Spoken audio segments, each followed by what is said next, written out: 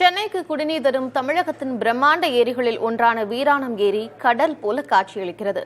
யாருமே கண்டிராத அதன் மேற்கு கரை தீவு கிராமங்களின் கழுகு பார்வை காட்சிகளை தற்போது பார்க்கலாம்.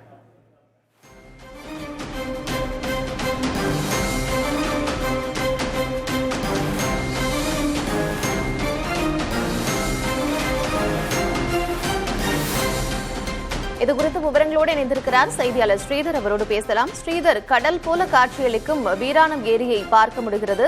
தற்பொழுது வீராணம் ஏரியில் எவ்வளவு அடி நீர்மட்டம் இருக்கிறது? இதன் மூலமாக எந்தெந்த பகுதிகளுக்கெல்லாம் குடிநீர் தேவையை பூர்த்தி செய்ய முடிகிறது? சோழர் காலத்தில் வெட்டப்பட்ட இந்த வீராணம் ஏரியை நம்பி கடலூர் மாவட்டத்தில் மட்டும் கிட்டத்தட்ட 44,800 ஏக்கர் விவசாய நிலங்கள் பாசனம் பெறுகிறது. 50 கிராமங்கள் இதை நம்பி மட்டுமே உள்ளது. இந்த பகுதி முழுவதும் இந்த ஏரி முக்கியத்துவம் வாய்ந்தது. இந்நிலையில்தான் சென்னை குடிநீருக்காக திட்டம் கொண்டு வரப்பட்டு வினாடிக்கு 77 கனஅடி தண்ணீர் கொண்டு செல்லப்படுகிறது.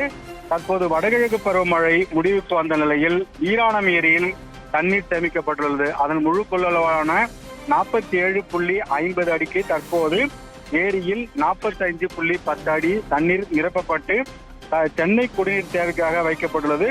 சென்னை கோடையை சமாளிப்பதற்காகவும் சென்னை குடிநீருக்காகவும் வீராணம் ஏரியில் தற்போது தண்ணீர் தேக்கப்பட்ட காட்சி நாம் பிரத்யேகமாக பார்க்க